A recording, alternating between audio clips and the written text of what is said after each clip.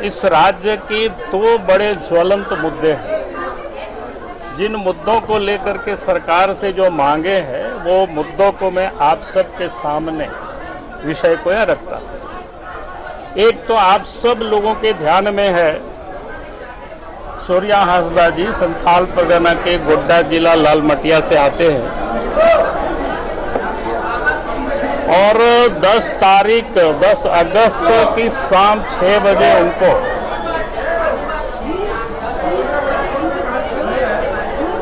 नावाडी गांव से वो रिश्तेदार के यहाँ रुके हुए थे,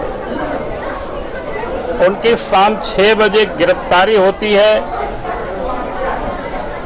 और उनको फिर लालमटिया महागामा उसको ले जाया जाता है और उसको उनकी हत्या कर दी जाती है।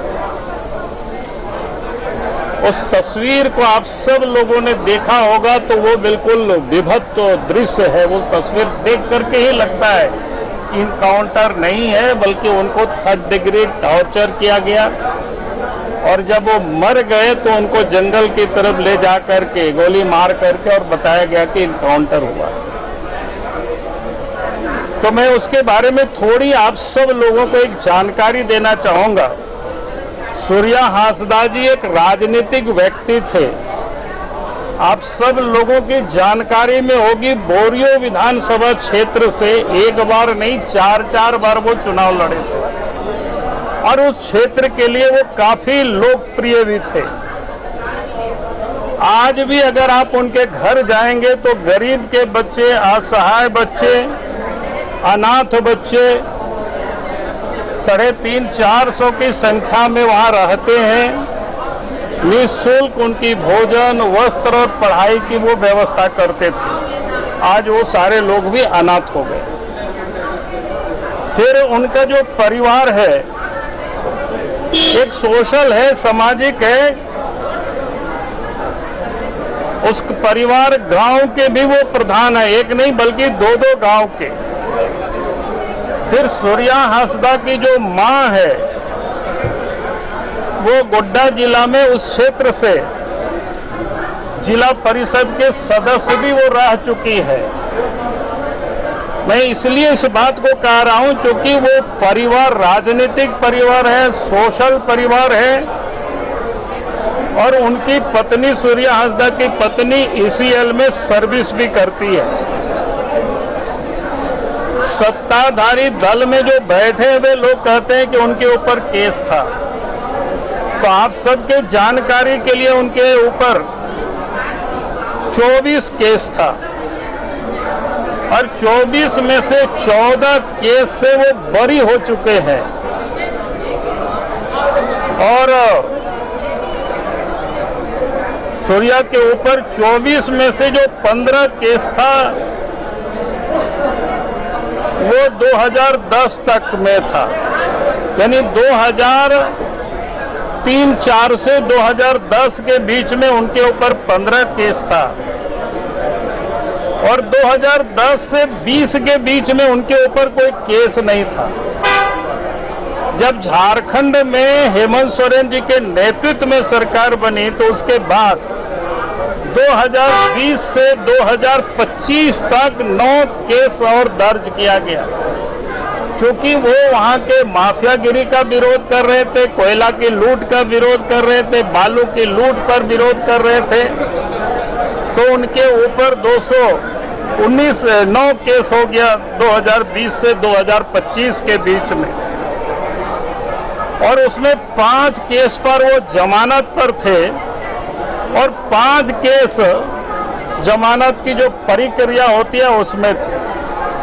उनके ऊपर कोई किसी प्रकार का वारंट नहीं था, लेकिन उसके बाद भी उनको जा करके जिस ढंग से सादे लिबास में पुलिस जाती है, मोहनपुर थाना के नावाडी गांव देवघर जिला से उनको गिरफ्तार करके मोटरसाइकिल में उठा करके ले आती है, कहा किसी को सूचना नहीं देते।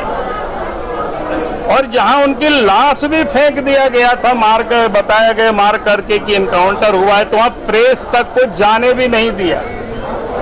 बाद में घर के लोग, आसपास के लोग गए, कहीं भी कोई इनकाउंटर होता है तो खून के धब्बे भी जमीन पर धरती में दिखाई पड़ता है, लेकिन कहीं कोई इस प्रकार की दिखाई नहीं पड़ा। मैं ये कह सकता हूं कि उनकी हत्या हुई है और इसलिए पार्टी मांग करती है कि भाई सीबीआई से उसकी जांच होनी चाहिए। उनके परिवार के लोग मांग कर रहे हैं, पूरे संथाल परगना, पूरे झारखंड की आदिवासी समाज के लोग मांग कर रहे हैं कि उनकी जांच, निष्पक्ष जांच सीबीआई से ही संभव हो सकता है। और इसीलिए हम सब लोगों ने तय किया है कि सरकार से विधानसभा में भी हम लोग यही मांग करेंगे कि आप पूरे मामले की जांच सीबीआई से कराई जाए और उनके परिवार भी लोग आज डरे हुए हैं, सहमे हुए, उनकी सुरक्षा का भी पुख्ता इंतजाम किया जाए। एक मामला ये है और दूसरा मामला है, कल आप सब लोगों ने देखा नगरी में जमीन को लेकर के किस प्रकार से लोग आंदोलन कर रहे हैं। मैं आप सबके जानकारी के लिए, ये जमीन कहाँ है? मौजा नगरी में अंचल प्रखंड जो कांके के अंतर्गत आदिवासियों की खतियानी रैयत ये जमीन है, रैयत भूमिहारी जमीन है। और खेती की जमीन आप सब लोग जाते होंगे, जो पतरातू रोड से पूरब साइड में 202 एकड़ जमीन है और उससे ठीक पश्चिम साइड में 25 एकड़ जमीन है। कुल मिलाकर के 227 एकड़ वहां जमीन है। बिहार सरकार ने 1956-57 में बिरसा कृषि विश्वविद्यालय के लिए अधिग्रहण के लिए कोशिश किया था। उस वक्त भी वहां के लोगों ने विरोध किया और विरोध के स्वरूप ये हुआ कि उस समय जो तत्कालीन बिहार के मुख्यमंत्री थे वो उस जमीन पर गए, अफसरों से राय विचार और देखे और इसके बाद उन्होंने कहा कि इस जमीन को आप एक्वायर नहीं करना है और किसानों को कहा दिया कि आपका ये जमीन है, आप सब लोग खेती बाड़ी करिए। और लगातार वो लोग खेती बाड़ी करते रहा, मालगुजारी रसीद भी लोग काटते रहा